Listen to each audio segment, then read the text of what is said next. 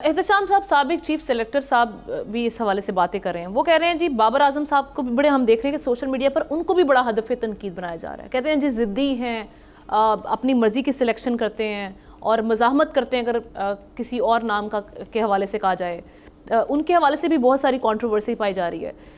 बाबर आजम के किरदार को किस तरह से देख रहे हैं सारी सिचुएशन में, कितने ज़िम्मेदार हैं वो बीइंग कैप्टन? और दूसरा अगेन वही इनएक्सपीरियंस्ड लोग अगर आप लेकर आ जाएंगे जिसका काम उसी को साजे, तो मोहसिन नकवी साहब इतनी तनकीद का सामना कर रहे हैं, बैठे क्यों हुए हैं अभी तक यहाँ पर? क्या समझते हैं आप? देखें, शहजादा साहब ने बड़ा मासूमाना सवाल किया है और ये सोच लिया है कि जी शायद मोहसिन नकवी साहब रिज़ाइन करके चले जाएंगे और उनको रिज़ाइन कर देना चाहिए। इस मुल्क में कोई रिज़ाइन नहीं करता। आपको याद है शेख रशीद साहब एक ज़माने में रेलवे मिनिस्टर थे, हादसा हुआ था रेलवे का, 70-80 आदमी गालिबन अल्लाह को प्यारे हो गए थे। उनसे कहा गया कि शेख साहब आप जिम्मेदारी लेते हुए आप इसे रिज़ाइन करेंगे? उन्होंने कहा जी मैं क्यों रिज़ाइन करूँ, मैं कोई इंजन ड्राइवर हूँ, मैं चला रहा था इंजन को, मैं रिज़ाइन करूँ? तो देखें ये तो कल्चर ही नहीं है हमारा। ये कल्चर आमना जो सियासत में था, ये हमारा ये पॉलिटिक्स में और स्पोर्ट्स में भी आ गया, अपना आदमी कल्चर, कि अपने लोगों को नवाजना है, अपने लोगों को बिठाना है। आपको याद है नजम सेठी साहब PMLN के ज़माने में बड़ा अर्सा रहे हैं स्पोर्ट्स बोर्ड के चेयरमैन।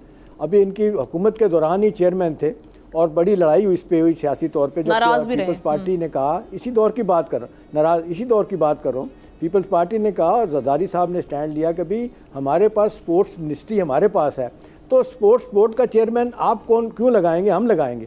वो तो फिर वो मेरा ख्याल है हार माननी पड़ी, तो नवाज शरीफ साहब के बड़े करीब है नजम सेठी साहब, पीछे हटे। अब देखें दो चीज़ें हैं, ये बड़ा लिक्रेटिव किस्म का जॉब है। पाकिस्तान की मेरा ख्याल है 2-4 बड़ी कॉरपोरेशन जो पैसा कमाती हैं, प्रॉफिट कमाती हैं, ये उनके मुकाबले में ज़्यादा पैसा कमाते हैं स्पोर्ट्स बोर्ड, इतना इसमें पैसा है। तो ज़ाहिर है 35-40 हज़ार रुपया मोहसिन नकवी साहब की तनख्वाह भी है और बहुत सारे कि आपको ऑब्लाइज कर सकते हैं, मुझे कर सकते हैं, किसको रखना है किसको नहीं रखना, ये अपना आदमी कल्चर इस मुल्क को ले डूबा है।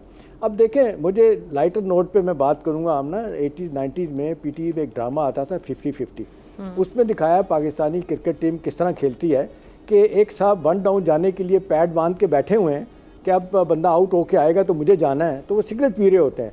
तो जब पहला बंदा आउट होके जाता है तो उन्होंने जाना होता है, तो अपना सिगरेट दूसरे आदमी को पकड़ाते हैं, कहते हैं यार पकड़ो मैं अभी वापस आ रहा हूँ।